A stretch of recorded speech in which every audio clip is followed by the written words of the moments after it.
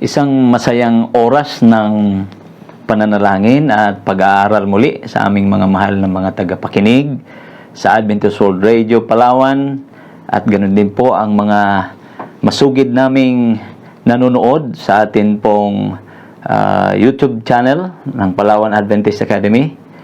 Narito na naman po tayo sa oras na ito upang sama-sama tayong mananalangin at mag-aaral ng salita ng Diyos.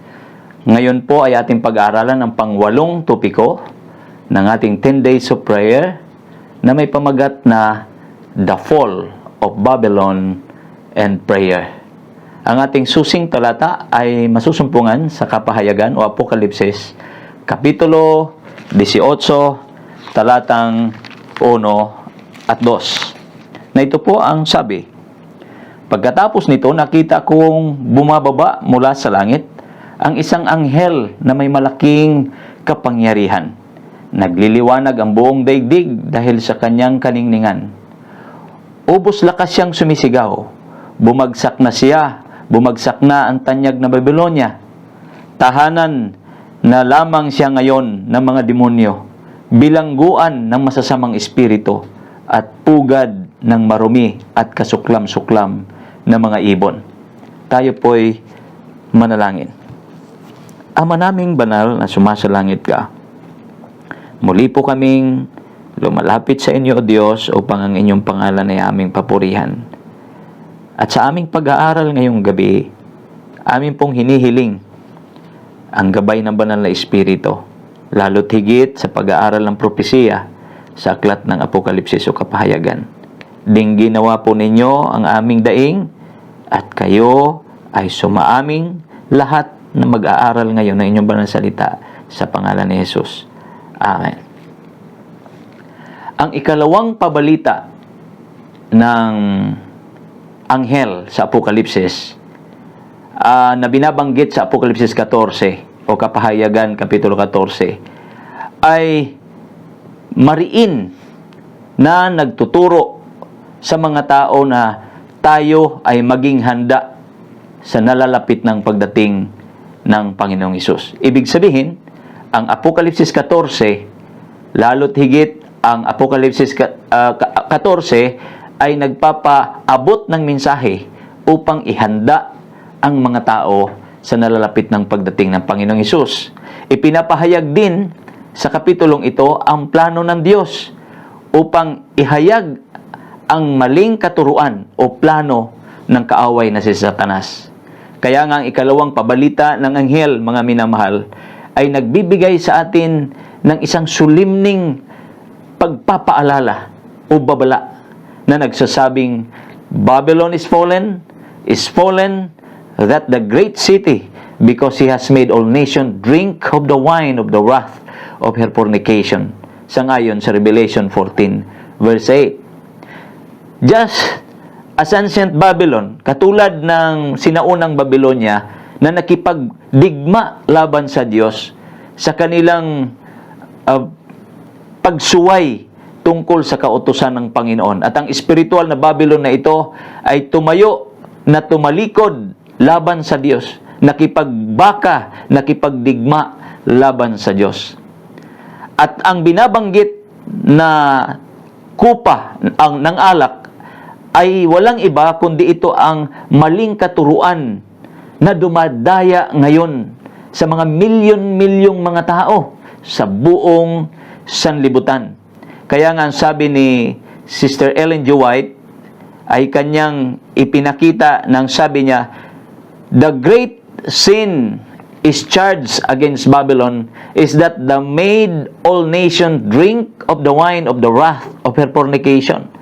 This cup of intoxication which she presents to the world represents the false doctrines that she has accepted as the result of her unlawful connection with the great ones of the earth. Friendship with the world corrupts her faith, and in her turn, she exerts a corrupting influence upon the world by teaching doctrines which are opposed to the plainest statement of Holy Writ.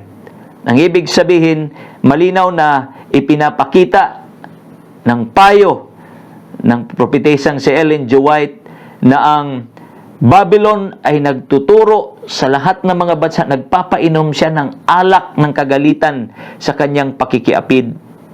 At ang sinasabing alak na nakakalasing na nasa kupa ay nagre-representa, mga minamahal kong mga kaibigan, sa maling mga doktrina na naririnig natin ngayon sa buong sanlibutan, sa mga ngaral na mga hindi sa Diyos na mga propeta. At kung inyong papansinin, sinabi din sa ating nabasa na sila ay hindi naniniwala sa kautusan ng Diyos.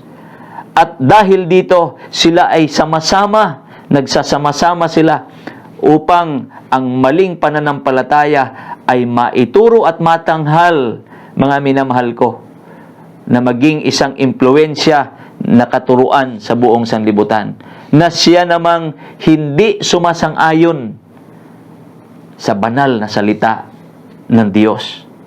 Kaya nga, ang aklat ng Great Controversy, page 388, ay malinaw ang sinasabi o paliwanag tungkol sa Apokalipsis, Kapitulo 18, talatang 1 at 2. So yung tinatawag na pakikiapid ay ito yung maling pakikipag-isa o maling gawain ng pakikipag-isa sa espiritual na Babylon na tumalikod sa pag-ibig sa Panginoong Hesus. At sila ay nagkaroon ng pagkakaisa sa estado at saka kapangyarihan ng politika. Kaya mapapansin ninyo, mga minamahal ko, yung mga bansa na nakikipag-isa sa spiritual Babylon, sila ay nakikipag-isa upang sila ay mapagkalooban ng mga financial na mga suporta, o sila ay nakikipag-isa sa iglesia upang sila ay maluklok sa kanilang pwesto. Kaya malinaw na ang pakikiapid na binanggit ay kasalukuyang nangyayari ngayon sa ating sanlibutan. Kaya nga, ang sabi, ang pagkakaisa ng iglesia o ng simbahan o estado ay ipinapakita ng Apokalipsis Kapitulo 17. At ito ang magdadala sa atin upang ating maunawaan ang tatak ng hayop na binanggit sa Apokalipsis 17. Na ang Babylonia ay nagre-representa sa isang relihiyosong sistema na sumisira sa salita ng Diyos o sa kasulatan, banal na kasulatan, at ang sentro nito ay ang mga katuruan ng tao. Napansin po ba ninyo ito, mga minamahal na mga magulang? Mga mahal kong estudyante, mga mahal naming mga tagapakinig o nanonood sa oras na ito, napansin nyo ba na mas lumalaganap ang mga turo ng tao kaysa pagtibayin ang mga banal na salita ng ating Diyos? Ang ibig sabihin, ang pangalawang pabalita ng anghel ay nagbibigay babala sa gumuhong mga prinsipyo ng katotohanan na ngayon ay itinuturo, ipinapraktis at pinanampalatayanan ng mga tao sa buong sanlibutan. Ang tatak ng hayop ay nagpapaalala na siya ay may kapangyarihan. Ang iglesyang ito nakipag-isa sa political power ng sanlibutan. Ang kanilang mga aral at turo ay hindi nakabase sa banal na kasulatan, kundi sa mga salit-saling sabi ng tao o katuruan ng mga tao sa sanlibutang ito. Kaya nga, ang Apokalipsis 17 ay pinagsamang propesiya ng Apokalipsis 18 na nagpapakita o inihahayag nito ang mga darating mga minamahal na isang sorpresa mangyayari sa sanlibutan na ating hinihintay. Ang pagtalikod ng iglesia o relihiyong kapangyarihan ay nagkikipag-isa sa politika at ekonomiya na nagdadala sa atin, mga minamahal ko, ng pangbuong sanlibutan na krisis at kalamidad. Napansin nyo ba ito? Na ang mundo ngayon ay nakakaranas ng financial crisis, nakakaranas ng iba't ibang mga krisis o kahirapan sa buhay, lalo't higit ang calamity. Dito sa Pilipinas, hindi lamang ang pandemic ang ating nararanasan ngayon. Sa nakaraang mga araw, naranasan ng bansang Pilipinas, ng ating bansa, ang bagyong Odette. Isang bagyo na sumira ng maraming ari-arian at kumitil ng buhay. So mga minamahal ko, malinaw na ang iglesia na binanggit sa Apokalipsis 18 at ang Babylonia na binanggit sa Apokalipsis 17 at 18 ay nagpapahayag ng isang kapangyarihan, ng isang simbahan na tumalikod sa katotohanan at sila ngayon ay nakikipag-isa sa estado at nagdadala ng maling katuruan at lalo nilang binibigyan ng pansin yung mga krisis at kalamidad na ating naranasan, kaya hinihikayat nila ang mga tao ngayon na makipag-isa sa kanila. So ang pabalita ng pangalawang anghel ay nagsasabing kinakailangan na ang mga tao ngayon ay lalong maging mapanalanginin.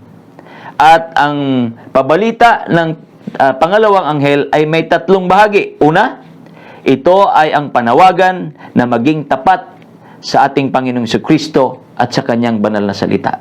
Oo, mga minamahal kong mga kaibigan, ngayong dumaranas tayo ng krisis at kalamidad, lalo dapat tayong maging tapat sa ating Panginoong Jesucristo at panghawakan ang kanyang mga salita. Huwag nating ikompromiso ang ating buhay dito sa huling mga pangyayari sa sanlibutan na ang Babylonia ay makikipag-isa sa estado at ang simbahan ay magkakasama sila na makikipaglaban sa bayan ng Diyos. Anong ibig sabihin yan? Kung mayroong mga naniniwala sa mga maling turo ng Babylonia na binanggit sa Apokalipsis 17 na nagre-representa sa iglesia, sa false church, at binanggit sa Apokalipsis 18, mga minamahal ko, ng patunay na mayroong mahalagang pabalita ang pangalawang anghel sa Kapitulo 14 ng Apokalipsis, na mayroong gagawing pagbabaka ang mga maling tagapagturo ng katotohanan sa banal na kasulatan, laban sa katotohanan ng banal na kasulatan, ay babakahin ang bayan ng Diyos na tumutupad, sumusunod sa kanyang mga banal na salita. So ang pangalawang mensahe ay tumatawag sa atin na dapat tayong maging tapat na tatayo sa pagsubok na may pagtitiis.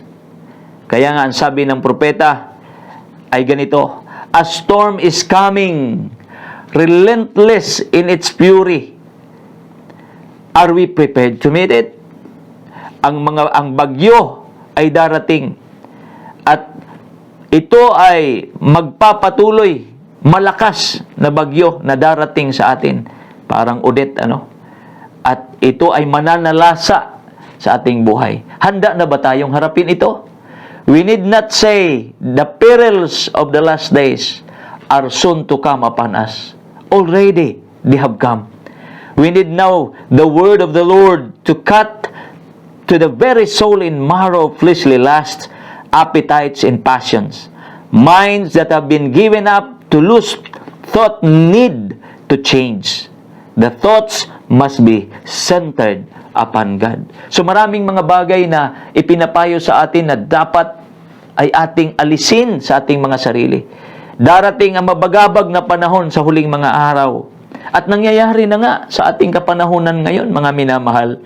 Ano ang dapat daw natin gawin? Kinakailangan natin na ang salita ng Diyos bilang tabak na siyang puputol sa mga maling gawa ng ating kaluluwa, sa kaibuturan ng ating mga buto, ay utak ng ating mga buto, at yung pagkamahilig ng ating mga sarili sa laman.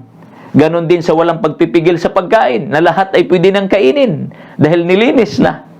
At yung mga nasa natin na gustong gawin. Kaisipan na dapat baguhin, na dapat ito'y mabago tungo sa kaisipan na ang sentro ay ang Diyos. Ang pangatlo na mensahe ay nananawagan at nag-iimbita sa atin sa malapitang relasyon sa ating Panginoong Hesus. At malalim na pangunawa patungkol sa katotohanan na inihahayag ng aklat ng Apokalipsis sa huling mga oras na ito. Habang tayo ay luluhod mananalangin sa araw-araw, tuwi-tuwi na mga minamahal ko, idalangin natin ang mga specific na mga bagay na ito. Una, magkaroon tayo ng malinaw na pangunawa sa salita ng Diyos at sa kanyang dakilang pag-ibig at isang matatag na espiritu. A clear understanding of God's Word, a greater love for Jesus, and an uncompromising spirit, yung matatag na espiritu. Idalangin natin yan, mga minamahal ko. Pangalawa, a faith that can stand the test of trial. Idalangin natin sa Panginoon na ang ating nawang pananampalataya makatayo sa pagsubok ng mga kahirapan na ating daranasin o pagtitiis. At pangatlo, the courage to witness to those around us. At sasabihin natin, idadalangin sa Panginoon, Panginoon, tulungan mo po ako, nabigyan ako ng kapangyarihan, kalakasan upang maging saksi mo sa mga taong nasa aking palibot.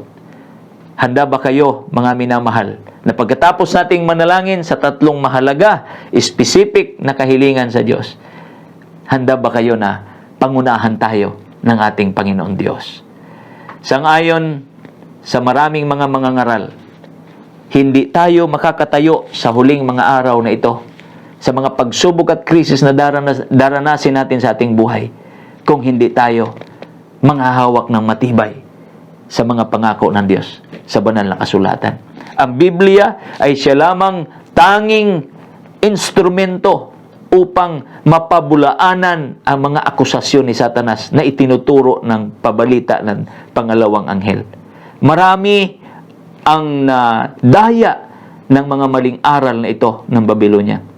Milyon-milyong mga tao. Kaya nga, yan ang dahilan kung bakit kami nandirito ngayon upang manalangin sa loob ng 10 araw, upang mag-aral ng salita sa loob ng 10 araw, upang magkaroon ng matatag na pananampalataya sa Diyos. Mga minamahal ko, nais po ba ninyo na panahanan kayo ng banal na Espiritu upang ang mga salita ng katotohanan ng Diyos ang siyang maggigiya sa atin upang lalo tayong maging malapit sa ating Panginoon. Inihayag ng Apokalipsis ang babala na ang sanlibutan ito ngayon ay punong-puno ng mga maling aral. Mapapansin po niyo sa maghapon, ang ating mga anak, mas maraming iginugugol na oras sa mga itinuturo ng sanlibutan ito kaysa pag-aaral ng banal na salita. Mga mahal kong estudyante, kaya nga namin ipinapaalala sa inyo palagi sa inyong mga modules, ganun din sa ating pag-aaral ngayon sa tuwi-tuwi na, simula ng unang topiko hanggang sa ngayon, na napakahalaga ng salita ng Diyos. Ilang oras lang ba ang ating iginugugol para pag-aralan ng salita ng Diyos? Mga minamahal ko, napakahalaga ng ating topiko ngayong gabi na pinapaalalahanan tayo na huwag nating kalimutan ang magbasa ng kasulatan at manalangin sa Panginoon upang tanggapin ang banal na Espiritu, at kung magkagayon, ang bawat isa sa atin ay hindi madadaya ng kaaway nating si Satanas. Sa ngayon sa Apokalipsis 14 talatang 8 nagsabi, at isa pang anghel, ang pangalawa, ay sumunod na nagsabi, naguho o bumagsak ang dakilang Babilonia, na siyang nagpainom sa lahat ng bansa ng alak ng puot ng kanyang pakikiapid. Gusto po ba ninyo na simula sa oras na ito, ang mga maling turo at aral na nasa isipan natin, na ating narinig sa kanila, ay ating iwawaksi? Magagawa lang po natin yun, mga minamahal, kung ang banal na Espiritu ay isa sa inyo at panghahawakan yung matibay ang salita ng Diyos. Inihula na sa aklat ng Apokalipsis at sinabi ni Juan na ito ay mangyayari sa huling mga araw. Dapat purihin ang Panginoon dahil sa kabila ng mga maling aral ng sanlibutan, nananatili na tapat ang salita ng Diyos. Tayo po ay manalangin. Panginoon namin Diyos, ang mananasa sa langit, purihin po kayo sa inyong dakilang pangalan. Amang banal, narinig po namin ang inyong mga banal na salita sa oras na ito. Naunawaan ng aming mga tagapakinig, naunawaan naming lahat na si Satanas ay gumagawa ng iba't ibang kaparaanan upang kami malinlang. At ito ay kanya nang ginagawa. Sinasamantala ng kaaway ang mga krisis na aming nararanasan, maging ang mga kalamidad, upang huwag kaming magtiwala sa inyo. Subalit salamat po sa pangako na kung kami ay lalapit sa inyo at idadalangin po namin na mapagtagumpayan ang mga bagyo na darating sa ang buhay, at bibigyan niyo po kami ng matatag na espiritu. Dinadalangin din po namin, Panginoon Diyos, na ang aming pananampalataya ay lalong maging malapit sa inyo. Ang inyong mga banal na salita ang magiging basihan ng aming paglilingkod, upang sa ganon, ang bawat isa sa amin ay mamuhay na masaya, sapagkat ang Diyos ang aming kasama. At ang pangatlong pinakamahalagang nais po naming ilapit sa inyo, Panginoon, tulungan nyo kaming maging saksi, maging tagapagdala ng Ebanghelyo para po sa mga tao na hindi pa po nakakakilala sa inyo. Narito ang aking mga kaibigan, dinadalangin ko po, Panginoon, na sana'y tulungan nyo ang bawat isa sa amin na maging kabahagi ng inyong kaharian. Marami pang miyembro ng aming pamilya na hindi pa nakakakilala sa inyo. Gamitin nyo po kami, Panginoon, na maging instrumento ng kaliwanagan para sa kanila. Marami pa pong tao sa sanlibutan ito na hindi napaabutan ng pabalita. O Diyos na banal, gamitin nyo po ang inyong iglesia upang maabot ang mga taong hindi pa nakakakilala sa inyo. Ngayong gabi, sa oras na ito, akin pong idinadalangin na lahat nawa na napaabutan ng inyong banal na salita ay magkaroon ng matibay na pananampalataya kay Kristo. Bilang inyong lingkod, O Diyos, nais ko pong idalangin muli. Tinataas ko ang aking kamay upang idalangin muli sa inyo ang lahat ng aming mga tagapakinig, ang lahat ng mga taong maaabot ng mensaheng ito. basbasan at tatakan nawa kami ng inyong banal na Espiritu sa pangalan ni Jesus. Amen. Maraming salamat po sa lahat ng mga aming mga taga-subaybay. Hanggang sa susunod pong pag-aaral, ilang topiko na lang ang ating sama-samang dadalhin sa inyo. At nais ko pong pasalamatan muli ang ating mga masugid na tagapakinig sa Adventist World Radio, Palawan, ang ating pong mga tumatangkilik sa ating YouTube channel, at patuloy na sumusuporta at kasama nating nananalangin, maging sa abroad man, lalo na sa United States of America. Marami po tayong mga kaibigan doon na patuloy na sumusubaybay sa nabanggit ko na ito nung nakaraan. Subalit, gusto ko pong pasalamatan ng ating mga kapatid, alumni na nasa New York City, sa Loma Linda, Arizona at iba pang bahagi sa Amerika. Maraming salamat po at sana'y pagpalain tayo ng Panginoon at nakasumpong tayo ng kapayapaan sa mga salitang ating natanggap mula sa Kanya.